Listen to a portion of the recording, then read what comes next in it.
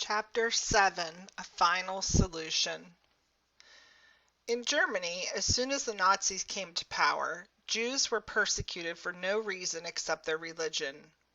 Jews who weren't even religious were persecuted. Having a Jewish grandparent was enough to get you into trouble. There was an evil disease in the world that had been around for a very long time. It was called anti-Semitism. It was hatred of Jews. No one was quite sure where it came from, although the subject was studied endlessly. No question about it, Jews had been troublesome to some kings and priests. Jews believe that every person is equal before God, which, if you think about it, means that a king is no different from a peasant. Now that is a non-conforming idea. It must have been maddening to some authorities.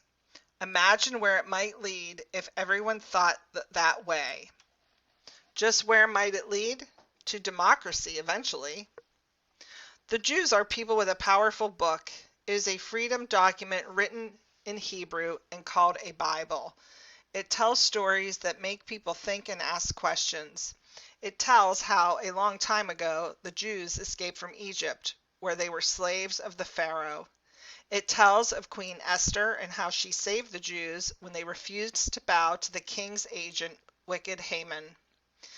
That Bible became the starting point for a new religion called Christianity and for another called Islam. At first, Christians were persecuted.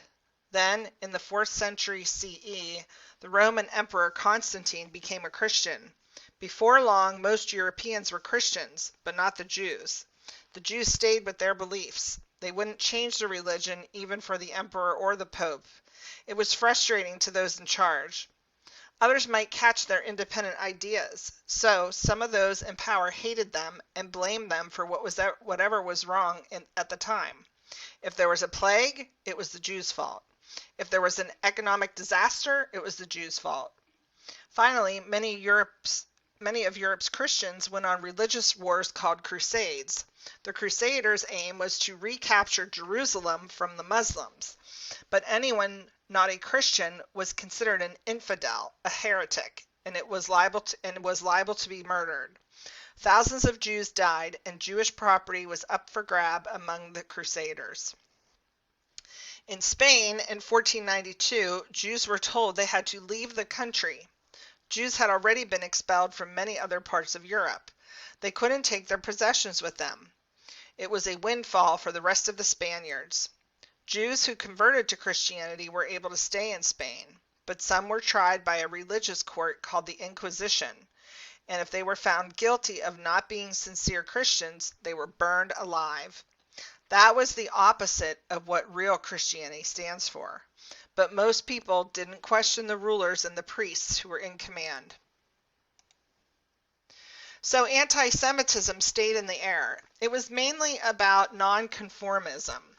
Then in 1517, Martin Luther came into conflict with the Catholic Church and things got complicated. The Catholics and each of the new Protestant sects seemed to believe that they alone had the only true religion. That led to centuries of religious wars. Christians were killing Christians as well as Jews. Hatred and killing in the name of God shouldn't make sense, but it seemed to some people who couldn't have been thinking deeply. There was another factor that produced anti-Semitism. It was economic. Jews were often successful and provided competition. That may have made some people jealous or annoyed. Then, toward the end of the 18th century, things began to change. After the French Revolution in 1789, Jews, in one nation after another, were emancipated. They entered Europe's mainstream. People who had been locked in ghettos were suddenly let out and began a period of great achievement. Especially in Germany, Austria, and Hungary, Jews flocked to the universities, and soon many of them were doctors, lawyers, bankers, store owners, newspaper writers, musicians, teachers, and political leaders. Although Jews made up only about 1% of the German population, they won 1/4 of all Germany's Nobel Prizes in the first third of the 20th century. Some Germans were proud of that achievement, but others saw it as a problem. There was something else. It had to do with science. At least some people thought it was science. It was racism. And today, we think of it as a false pseudoscience. But in the 19th century, some thinkers who believed in what they were doing divided the world's peoples into races and then said that some races were better than others. They even said that race determines blood and character and brain size. They said that the Jews were an evil race that was polluting Aryan, white Northern European blood. They said that people of color were inferior to whites. Since this theory was supposed to be scientific, there were many who believed them. Hitler used the idea of racism and bad blood and the old anti-Semitic virus to explain Germany's problems. It was convenient. Whatever was wrong must be the fault of the Jews. Inflation, depression, the Treaty of Versailles. It was all because the Jews, said Hitler. He was an astonishing speaker. People were swept up in his words. They believed him. It was easier than blaming themselves. Besides, many Jews had good jobs and nice homes. All their property was inviting. Hitler was soon giving it away. Germany went farther down the road of wickedness than any other nation in history. The Nazis used the technology of the modern world for the purposes of murder. They built factories for killing. Then they hunted down the Jews of Europe, packed them in railroad cars, and sent them to be slaughtered. They didn't just kill Jews. Hitler hated Slavs who lived in Eastern Europe, gypsies, people who were crippled, and anyone who didn't agree with him. The Nazis killed as many of those people as they could. They enslaved others.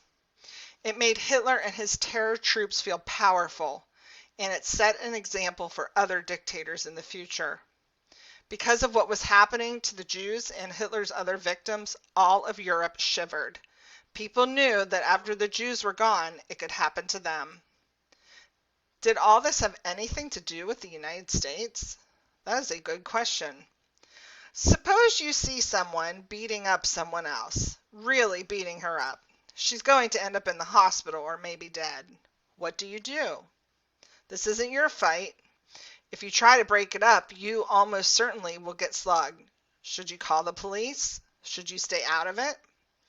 If someone is killed, it won't be your fault, or will it? Are we responsible for others? Do you agree that he who permits evil commits evil? In 1939, 20,000 children, all under 14, were in danger in Germany. Hitler wished to get rid of them. He was willing to let them leave the country. Many were Jewish, some were not. Quakers, Jews, Catholics, and members of other American church groups agreed to take responsibility for them. It would not cost the government any money. Surely America would accept them. This is the land of promise, the land built on the spirit of generosity, the land that, from the days of pilgrims, had been a place of refuge for the persecuted of other nations. Those who had founded this nation and written its constitution had been clear about it. Although they were much alike, white, male, Protestant, and English descent, the founders didn't limit the nation to people like themselves, for they were unselfish in spirit and very wise. They believed they were creating something new on earth, a generous nation that would find strength in diversity, a nation that would take peoples from all over the world and allow them to become a new people, an American people, more varied in its roots than ever before. The founders offered the gift of citizenship not just to their kinsmen, not just to the strong or the handsome or the rich, but fully and equally to all who came here to live. The nation grew and its citizens understood what was intended.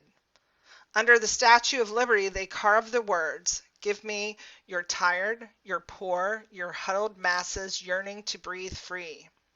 Men, women, and children from all over the world came to this promised land. Many were refugees, people fleeing tyranny and persecution. Of course, the children Hitler was threatening with death would be welcome in America. Or would they? There was another tradition here. It was not the tradition of Jefferson, Washington, and Madison. It was a spirit of greed and selfishness. It was that selfish spirit that had caused alien and sedition acts to be passed soon after the nation was founded. It was that spirit that had caused men to rise in Congress and say that slavery was a positive good. It was the spirit behind the Know Nothing Party and the Nativists. It was the spirit of the Ku Klux Klan and the Only One Race Allowed Country Club. It was mean-spirited, it was anti-American, but it was there. Here is what Abraham Lincoln wrote in 1855. As a nation, we began by declaring that all men are created equal. We now practically read it, all men are created equal except Negroes. When the Know-Nothings get control, it will read all men are created equal except Negroes and foreigners and Catholics.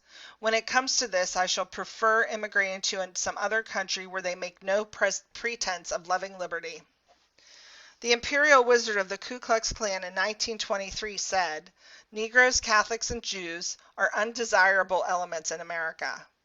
The imperial wizard was a bigot, but some people listened to him. They didn't know their history. Maybe they hadn't read the famous letter George Washington wrote to the Jews of Newport, Rhode Island. In it, he said, the government of the United States gives to bigotry no sanction, to persecution no assistance. In 1924, Congress passed a racist immigration bill. Its aim was to keep Asians, Jews, blacks, and people who can't speak English out of America. Anti-Semitism and xenophobia had infected some Americans. Some of the people with the disease were in Congress, the State Department, and other government offices. Did they realize they were being un-American? Most Americans are hospitable. 85 newspapers wrote editorials urging Congress to pass a bill letting in those 20,000 children from Germany. Citizens offered their homes to the young refugees. Leaders of church, labor, and social organizations spoke out, but not loudly enough. The head of a powerful group, the American Coalition of Patriotic Societies, told Congress to protect the youth of America from this foreign invasion. He shouted the message of the racists. There was fear in the world and a depression, and Congress listened. Isn't anti-Semitism just a Jewish problem? No, it is a human problem. People who hate become hateful. A nation that allows bigotry and persecution is diminished by it. In 1939, the U.S. government gave sanction to bigotry and assistance to persecution. Those children were not allowed into the United States. Hitler knew that no one would rescue the children. He felt free to build death camps. That's where most of these 20,000 children and a girl named Anne Frank ended their lives. Now that I'm done reading the chapter, you may go back and look at some of the pictures and read the captions.